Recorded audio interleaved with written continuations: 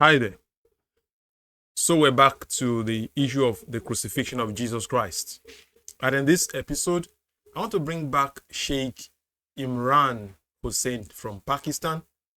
And you will remember that I think it was in episode 4 or so, Sheikh Imran came out to give his explanation of Surah 4, Ayah 157. And in that, he actually chastised the Muslims all over the world. He called them brainwashed Ummah. He called them people that are not thinking. He called them accusers of Allah. Called them all kinds of names. And after that, I think that came out about 5 years ago, thereabout. After that particular video, he received a lot of criticisms from the Muslim world. No, it was so heavy. People called him all kinds of names. Even those that were praising him before turned against him because he said the unthinkable. He said something that should never be said. He said that all those insinuating that Allah caused another person to be crucified in place of Jesus Christ, he said they were accusing Allah and that they will face judgment on the judgment day. And because of that, people disowned him. And now, last year or so, I think around April last year, Sheikh Imran came out very clearly again. And this time around, he wants to speak to his critics. And he said, please listen attentively, those of you that are criticizing me. So what I've done is I've brought him back in case some people think that what he said before was an error, was a mistake. In this one, he's doubling down. Was Jesus crucified? Who was put on the cross? So let's welcome once again Sheikh Imran to our show, and let's have him here. Okay, so Sheikh Imran, over to you. And the question we ask, and many Christians around the world who would be surprised. No, Sheikh. Whatever you say, we cannot be surprised. Did you hear that I said many Christians around the world will be surprised by what is going to follow? No, we know our scriptures. We will not be surprised. It is your brothers and sisters, the Muslims, that will be surprised. They have been surprised by the first one you released. They'll be more surprised by this one. But let's go. With this question, yes. But you have in this Ummah, the community of people who follow Prophet Muhammad, Allah's blessings be upon you, a large number of people who have been brainwashed on this subject. Oh my goodness, this man. I don't know what. There's something about him that I love. I love the way he talks. Look at his face. He's likable. He's likable, very friendly. But you know what he said? He said the Christians will be surprised. But the Muslims, a large percentage of the Ummah who follow Prophet Muhammad, he said they have been brainwashed. That was what he said before, and he's just repeating it again. Oh, what a funny thing. Okay, let's hear more. As a consequence of which, the question has to be asked. What's the question? Was Jesus, Nabi Isa alayhi salam, was Jesus put on the cross to be crucified? And we want an answer to this question from the Quran, because absolute truth is located in the Quran. Absolute truth is not located in the Hadith, and most certainly not located in the tafsir or the commentaries. So he's preparing the ground. He said absolute truth is located in the Quran, because absolute truth is not located in the Hadith, and absolutely it is not located in the commentary, in the tafsir. Okay, so let's hear what is the absolute truth of the Quran and the Hadith. And so now, what does the Quran say on the subject? It answers the question, was Jesus put on the cross? The first thing that the Quran says, بَعْدَ أَعُوذُ بِاللَّهِ مِنَ الشَّيْطَانِ الرَّجِيمِ, would you kindly listen carefully, particularly if you are a critic of mine? Okay, so he says, and I'm going to make an impression of him here. Would you kindly listen carefully, particularly if you are a critic of mine? Did I get it? So if you didn't like what he said before, please listen attentively. He's talking to you now. The first thing that the Quran said, بعد أعوذ بالله من الشيطان الرجيم, is وَمَا قَتَلُوهُ. They did not kill him. The second thing that the Quran says is وَمَا صَلَبُوهُ, and they did not crucify him. The third thing that the Quran says, وَلَكِنْ شُبِّهَ لَهُمْ. Allah made it appear that they crucified him. Allah made it appear that he died by crucifixion. Okay. So far, so good. So far, so good. That's exactly the point. That is clear. He was not killed. He was not crucified. That's number 2. Number 3, Allah made it appear. Okay, so explain. Muslims don't want to explain. They don't, let's leave it like that. It's easy. That's clear. It's not clear. And Sheikh Imran is going to explain. So what does it mean when it says Allah made it appear that he crucified him? What did Allah do in order to make it appear that he was crucified? That is the question. Exactly. This is one of the sheikhs in the world that are thinking, what did Allah do in order to make it appear that they crucified him? That's the question. We can ask questions on anything that we're not clear, that we're not certain of in our Bible. Can you Muslims please be asking questions? What did Allah do? What happened? How did Allah make it appear that they crucified him? Go ahead, Sheikh. Your Muslim followers, they don't want to ask questions. They because it is troubling. Asking questions, wanting to know, is troubling for them, and they don't want trouble. They don't want anything that will take away their faith. And before you rush to answer that question with some Nancy story about Allah causing someone to assume the appearance of Jesus, Nabi Isa alayhi salam, and that innocent man, innocent of ever having claimed to be the Messiah, innocent of ever having claimed to be the Messiah, that innocent man was crucified for claiming to be the Messiah. So, he said, before you rush to some of your nonsense story of saying that an innocent man who never claimed to be the Messiah was now crucified in the place of the Messiah, before you rush with your nonsense story. Okay? Go ahead. Sorry, I'm just trying to act like his mouthpiece. That Nancy story is also false, because it has no basis in the Quran at all. Allah said, I made it appear that they crucified him.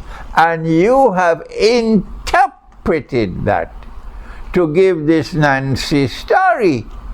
That's your interpretation of the Quran. That is not the Quran. Oh my goodness. Oh my goodness.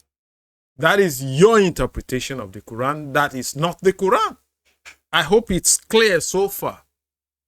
I hope it's clear. I would have loved to let the whole thing play, but I can't do that. I'm afraid of copyright strike. So that's why I'm pausing. But I'm not doing anything other than pause and then say some things and continue later. Okay, so that's their nonsense story. Let them let the Sheikh continue. And it is not only a Nancy story, it's also a sinful explanation, because you have attributed an unjust act to Allah, that he committed an injustice to that man. So on Judgment Day, prepare yourself to defend yourself on Judgment Day for having accused Allah himself of being unjust. Let's leave that Nancy story and seek to answer the question, how did Allah make it appear that he was crucified when So he said, let's leave that nonsense story. But however, if you decide to cling to that nonsense story, be prepared to face Allah on the Judgment Day, because you have attributed an unjust act to Allah, that he committed an act of injustice by allowing somebody that was innocent to die in the place of Nabi Isa. Imagine, Muslim friends, my Muslim friends, we say that Jesus died for our sins. You said no. Nobody can die for the sin of another person. But then you would turn the same moments and say somebody else died in the place of Jesus. And you don't see that as contradiction of your positions? That somebody died. Do you know the offense of Jesus? Do you know why they wanted to crucify him? Because he claims to be the Messiah that the Jews were waiting for. He claims to be the Lord. That's exactly the point. He claimed to be the Messiah. And this man, Sheikh Imran Hosein, is telling you that other man whom you claim was crucified, he never claimed to be the Messiah. So why was he crucified? Why was he crucified? Can't you reason? Can't you think? Okay, continue, Sheikh. he was not? The fourth thing that the Quran says is that I am going to take your soul. That is what is in the Quran. Inni mutawaffiq. And there is also a second reference in Surah Al-Ma'idah to the same thing. I am going to take your soul. So, did you hear that? I am going to take your soul. Inni mutawaffika. I am going to take your soul. That is what he said. And he said there's a second reference. There's one in Surah Imran. Coincidentally, this is Sheikh Imran, Surah Imran, Surah 3. And in Surah Al-Ma'idah, Surah 5, the same thing. The same thing. Let's follow. And in Surah Al-Ma'idah, when you took my soul. When therefore, if Allah took his soul, when did Allah take that soul? Good. Because when you took my soul is in the past. So he's now asking a very reasonable, very logical question. When did Allah take his soul? Some Muslims will say he is coming back. It is when he comes back the second time, he will then die properly. Where did you read that? Where did you read that? Well, let's continue. In order to make it appear that he was dead, in order to make it appear that he was crucified. So when did Allah take his soul in order to make it appear that he was dead, in order to make it appear that he was crucified? When? When did Allah take that soul? The answer should be very plain and clear. I want you to answer that question. Thank you, Sheikh. That's exactly the thing we're asking them.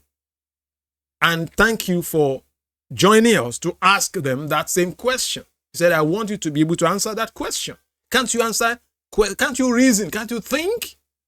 Can't you think? What did Allah do in order to make it appear that he was crucified? That is the question. And at the end, I will answer it.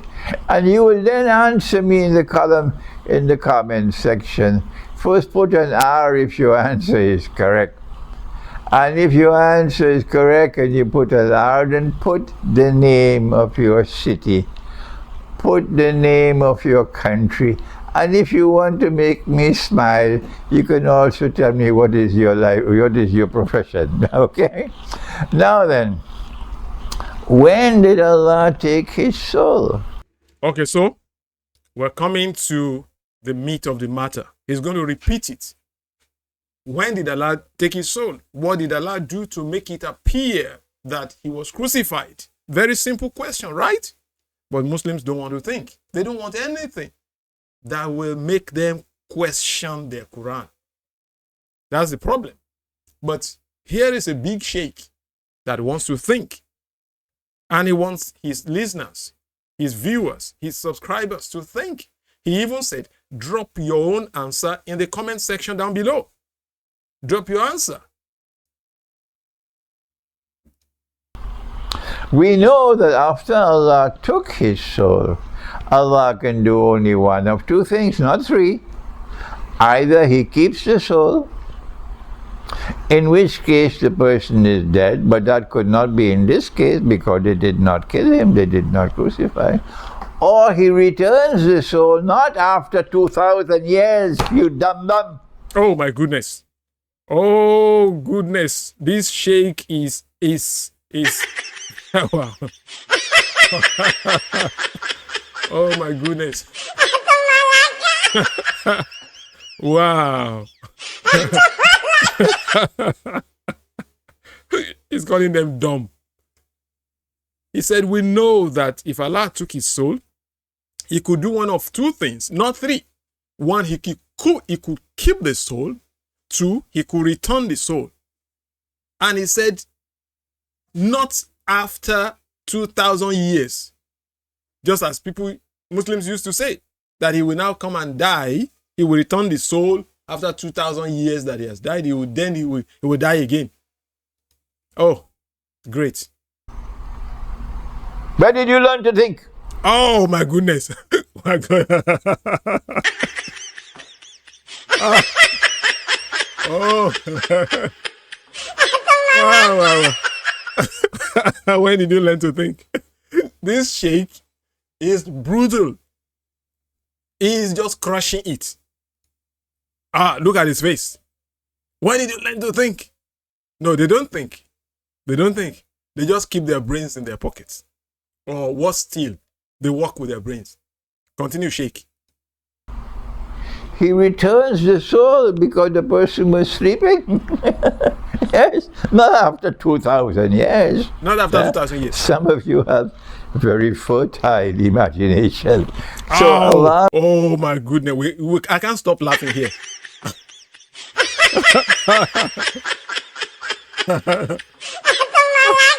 This is serious. He says some of you have very futile imagination. Indeed, they do. They do have futile imaginations. They have.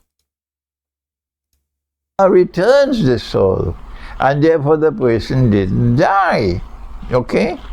So in the case of Nabi Isa alayhi salam, since Allah took the soul, it is a matter of thinking. But there are those pathetic people who refuse to think.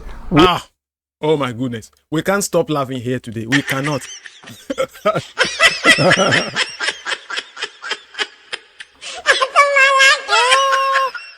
Oh my goodness. Don't you love this sheikh? He said it's a matter of thinking. But there are those pathetic people who they just refuse to think. This is brutal. This is brutal. Oh my goodness. We are not like that. So we know, because we have the capacity to think. Yes. That since Allah took the soul and He wanted them to believe that He was dead, He was crucified, Allah then returned the soul because He did not want him to die. That's it. That's it. So Allah wanted them to believe that He was crucified, so He first took His soul and they took Him down. Go and watch episode 4. Took Him down thinking He was dead, but Allah had taken His soul and they put Him in the burial, in the cave, and they sealed it with a very big stone, and Allah returned the soul. Okay. And after that, he went to meet Allah because Allah actually took him unto himself. Took him unto himself. That's it. That's it. If you disagree with him, tell us your own story. Give us the explanation. He was not killed, he was not crucified. Then after Allah returned the soul, then Allah said, Barafa Allah ilayhi, warafiuka ilayhi, and Allah then raised him unto himself. Good. Allah took him unto himself. That's another point. Ask Muslims, they're going to say, no, Allah took him to heaven. No. Ayah 158 doesn't say Allah took him to heaven. The ayah says Allah took him to himself. Himself, not heaven. Unless you want to prove that Allah is in heaven. And I'm okay with that. I'm okay.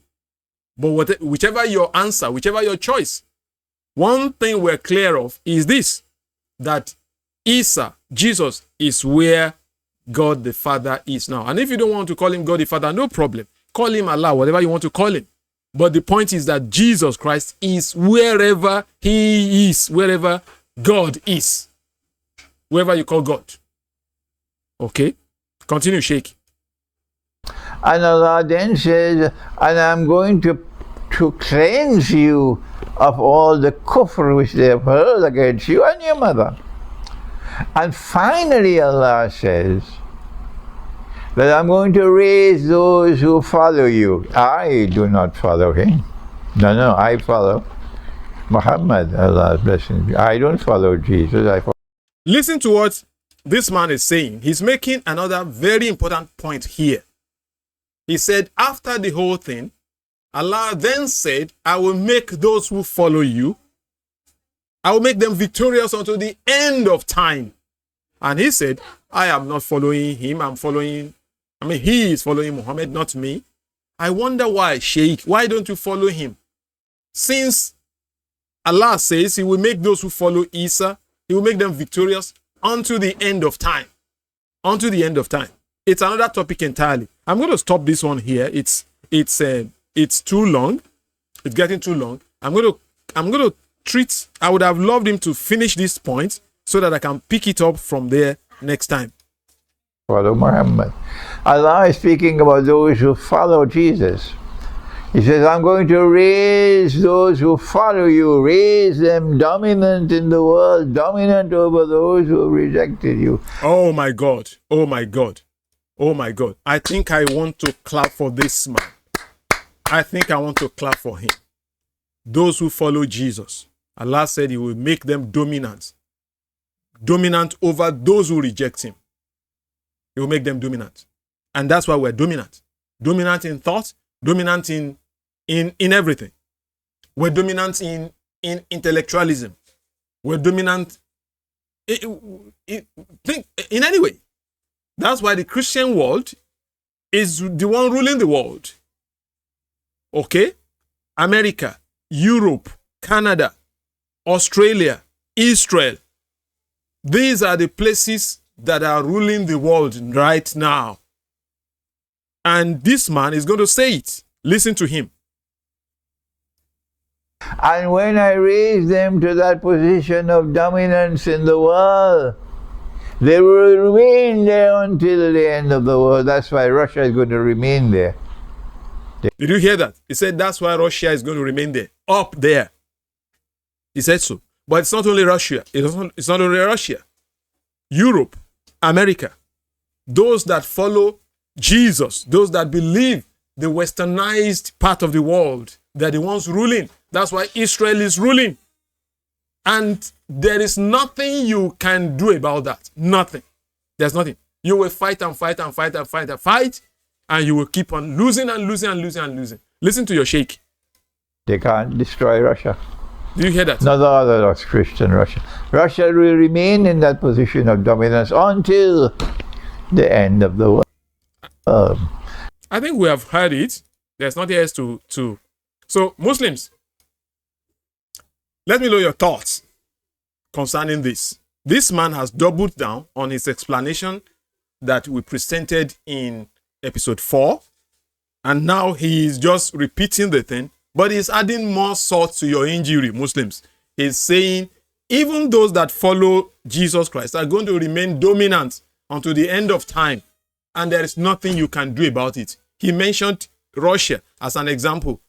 But may I add USA and all the Christian world and Israel and Australia and Canada and those who follow Muhammad and the Arab world. They're going to keep on playing the second fiddle because they have rejected the Son of God, the light of the world.